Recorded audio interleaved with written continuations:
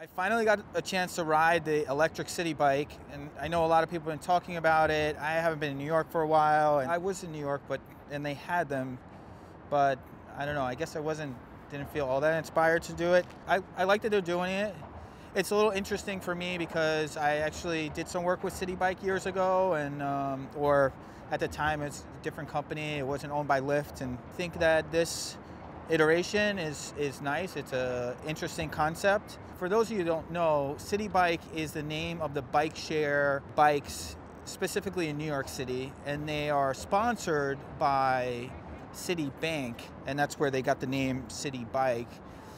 But actually the company that operates them is called Motivate, and that company, Motivate, I think they started somewhere like 2013, 2014. I mean, that's the time that Citibike started, and I think they have like different names. It's a little bit confusing. But probably one of the more notable things about the company in recent years is that they were purchased by Lyft, the same company that you know from car sharing. They bought the company in 2018, which might seem weird. It's car sharing, why are they buying a bike share company? But I guess the idea with these companies in thinking about the overall mobility solutions in cities, this is a critical piece. One of the notable purchases before that was Uber purchasing Jump. Jump was another bike share, more specifically electric bike share company, and that was also in 2018. These both kind of happened around about the same time, and I think, you know, these companies, they compete with each other, and you say, well, you're doing that, we're going to do this. And in some ways, I think that Motivate has a stronger stake because they have more contracts, they have more cities. They basically manage most of the major cities throughout the country. Uber actually recently sold their interest in Jump, which is another interesting detail. And I think it seems like they're really divesting from bike share specifically and more focused on scooter share. But there's a whole nother thing. I want to talk about electric bike share, more specifically this electric bike, the electric Citibike, or the Citibike. I don't know how they call it, what they call it. So this would be just a overview sort of video, and maybe you could consider it a review of the electric Citibike. I don't know if anybody's ever done that before, but I'll try. The bike, it's pretty simple. The frame is very similar to their existing non-electric bike. It's a rigid frame, so they don't have a suspension fork. They use their own proprietary frame and fork on the bike. They use the same wheels. It's 26-inch wheels. And this has the Schwalbe Marathon Plus tire, which is a really puncture-proof tire, or puncture-resistant, I said. Nothing is really puncture-proof per se. But, you know, it's a well-spec'd tire. It's something that we actually find on some of the higher quality electric bikes that are out on the market, which is cool. And it's relatively wide as well. For those of you guys that watch my bike reviews, you'll see that I often talk about the width of the tire. Now this tire is 2 inches wide. I mean, sometimes you'll see electric bikes with upwards of 2.5 inch wide tires. I mean, really they can go up to nearly 5 inch wide on a real fat bike per se. But I think 2 inches is sufficient. Some other details while we're up here, it's a double reinforced rim, so pretty strong. Something, you know, you got to think, like, these bikes take a lot of abuse. Living in New York for a while, you see that these things get treated pretty rough. I mean, and knowing from some of the guys that work at Citibike, I mean, they end up in the river, all sorts of crazy stuff like that. So having like durable parts, and you know, not to mention the roads can be pretty rough. So I think that's important. They got a little bit thicker spokes than you would normally find. So the brake on this is actually what's called a drum brake, and actually it's a little bit more than a drum brake, specifically because it also has a dynamo, so it creates electricity up front here for the lights on the bike, and I guess some of the onboard electronics that they have. You can see the little wire running here. It's interesting that they have this little plastic wrapping here, but I guess that helps to keep that that wiring protected. But inside here, it's a dynamo hub, generates electricity, and then you have the brake on the other side, similar to a drum brake that you'll find in an automobile as well. And I think that they choose this type of brake as opposed to like a disc brake, which you might find on a lot of modern bikes, because it keeps everything very contained, really low maintenance, Might not have the same stopping power, but it works well for this type of application. You know, some other details you'll see, like this is the docking mechanism. This is where it actually docks into the station. I should note that this bike does not charge from the station. They actually have to swap the battery on the bike in order to keep them charged. Speaking of the battery, this is the battery here, and it is locked on here with a key. So it's 36 volt, 412 watt hours. I think it's like a little over 11 amp hours. I don't really know who makes the battery for them exactly. That is something I think about a lot. I mean, as you guys know, we're pretty big on Bosch specifically, and this battery, I don't really know like what sort of like safety requirements they have when producing that. I mean, there aren't really too many requirements. That's actually one of the issues, but I think, you know, it's pretty standard, something you'll find on a lot of other like more generic electric bikes. I think the frame of the bike is pretty standard as well for what the other bikes that they have.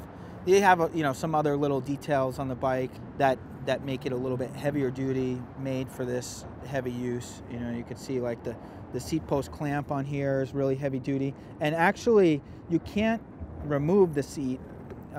You might note that like if I try to pull it up, I can't pull it all the way up. So they have these little numbers on the side so you can mark whatever your seat height is, get that dialed in. So I know a lot of you might not necessarily be interested in all these little details, but I'm just used to this. Like, this is the way that I talk about bikes, try to explain some of the different pieces of the bike and how they work and that sort of thing.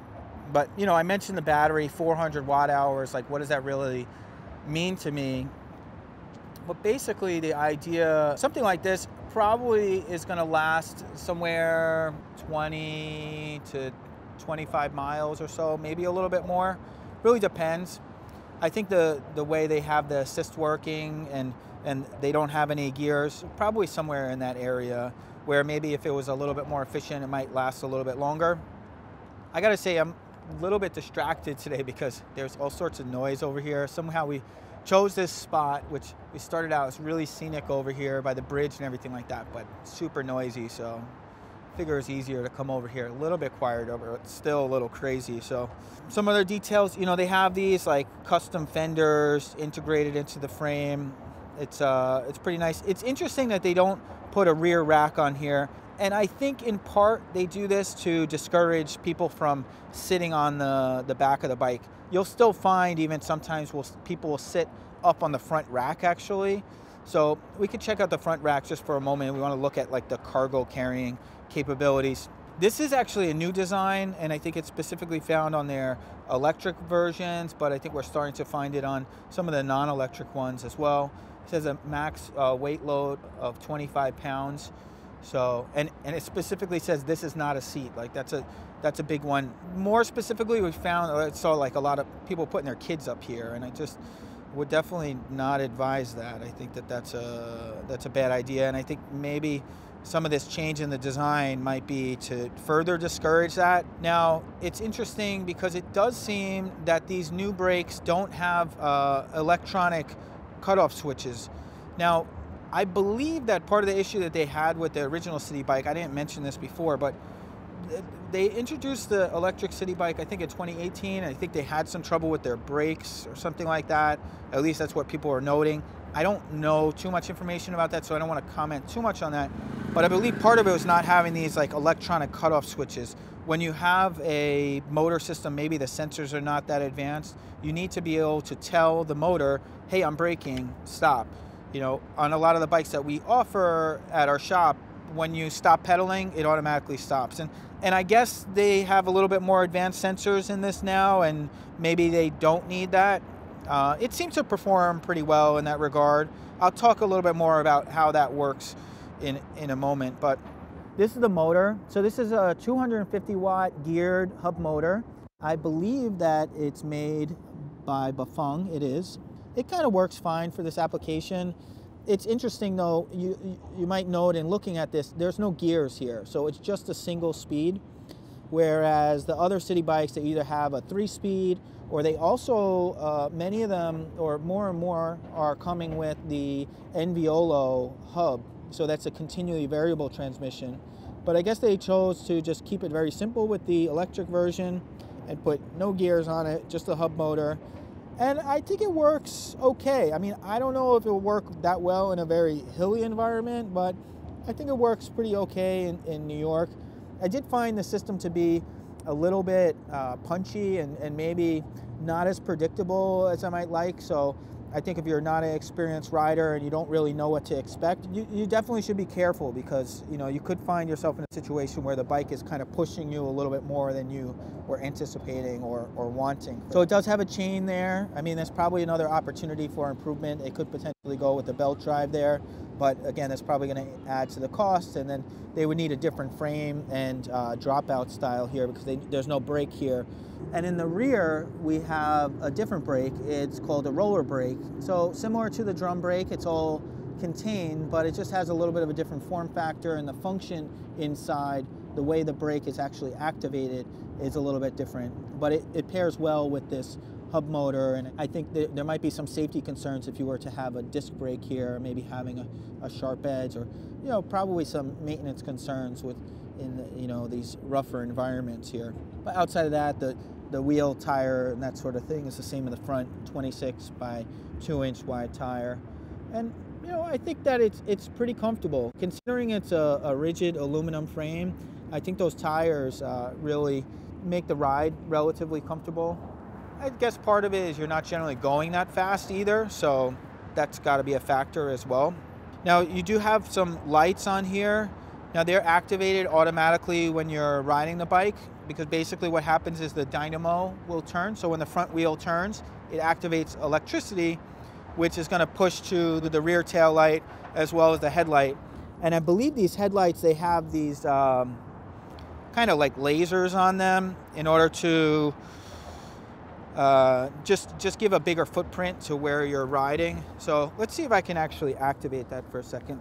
So you can see as it's rolling there, you can see the light going. And right now I'm not riding very much, but once you get going for a little while, even after the wheels stop, you have what's called a stand light. Generally there's a capacitor inside here which will hold electricity for a period of time. So when you stop at a light, your light's not going to go out. But you generally need to ride for a little bit in order to actually power up that capacitor there. I didn't show, maybe you just want to check out the tail light real quick while I spin that, just so you can see what that looks like. And so while it's rolling, it gives that little flashing. And interestingly enough, I mean, in some places, Europe specifically, I think Germany, you're not allowed to have a flashing light. I guess they see it as being distracting or whatever the case may be. But in this sort of environment, when you have so many different lights and everything like that, I think it's helpful to have a flashing light. It gives a little bit more of a visual footprint. I know that like when I see a flashing light, I'm a little bit more aware than a solid light. And sometimes people, when they're riding in more dangerous environments, they might supplement their solid light with a flashing light. But something to consider there. Other little details I noticed, it has 2 bells. So normally you just have 1 bell because you have the gear shifter on the right, but this one they put a bell on the right and as well as the left. And so it's interesting. Yeah, I don't know. Maybe they didn't want to put the a larger grip on the right, because both the grips are the same size. Or maybe they just figure, hey, you're on an electric bike, you're gonna be whizzing by and you want to like let people know you're coming. I don't know. What you might find that's different on this compared to maybe an electric bike that you might purchase in a store or something like that. Probably one of the more notable things is gears. Having a single speed can be challenging on large hills and stuff like that. So having gears could be helpful in that regard. Pretty much all the bikes that we sell have a motor in the center which utilizes the gears, which I find to be a bit more efficient, but for this application, maybe they found that they didn't want to spend as much money or whatever the case may be. I know we're kind of going a little bit into the weeds here, and not everybody watching this might not necessarily be interested in that sort of stuff, but that's just the way that I think about these things. But some other things to note about the bike share system, I think as of right now, maybe there's a little more than 1,000 of them on the streets in New York City specifically. It's tough to say exactly. They don't publish that information. However, a couple months ago, they said over the coming months that they will get up to around 4,000. So there's actually a Twitter account. It's called Citibike Stats, and the last time they reported was in September, and they said there was 813 docked e-bikes. But from what I was hearing, that there's a lot of reports of people saying that there's a lot of electric city bikes that they're having issues with or something like that. Maybe they're not on the road. But I think overall, you know, it's good. I think it gives more people an opportunity to test out the city bike. Maybe they might feel intimidated to do it otherwise, but they feel like, hey, I got electric, I can go further. Or maybe it's just more exciting. I think sometimes people feel that way. They say, sounds like a fun thing to do. Maybe they're not as excited about just taking a normal bike ride, but they might be more excited about riding an e-bike. I'm glad that Lyft Motivate Citibike is doing this. I think that there's always opportunities for improvement. Makes sense for what they're doing. I hope they continue. I hope they continue to grow. I hope you guys enjoyed this. If you have your own personal experience with the electric city bike, you know, leave them in the comments. Let us know what you think.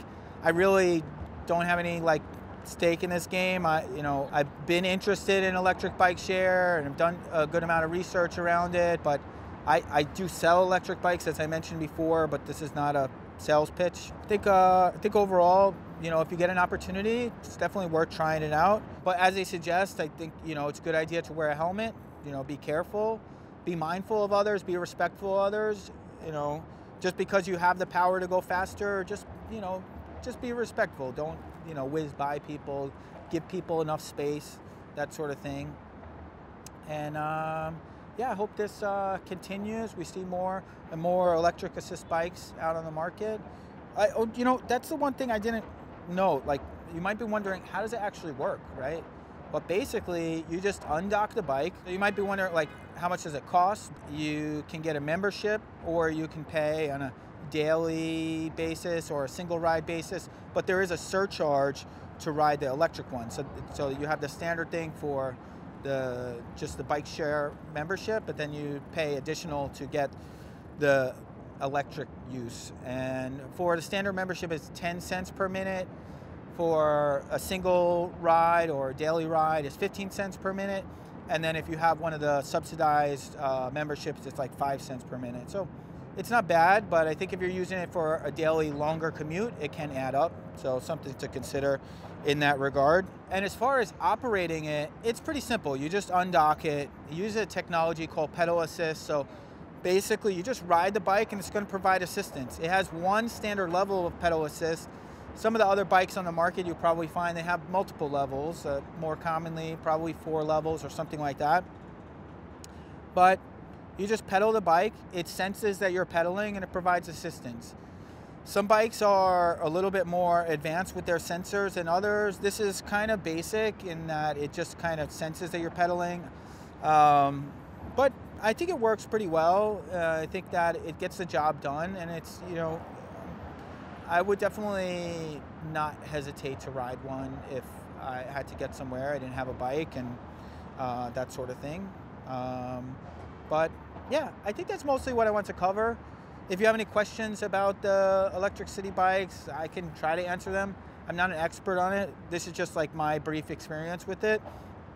I'm sure other people have experience. If you do have experience, you know, please, I encourage you to share it.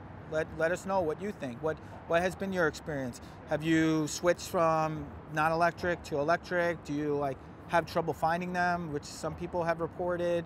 Has that been improving? What have you seen? So yeah, I think that's it. Well, thanks again for watching, and we'll see you soon.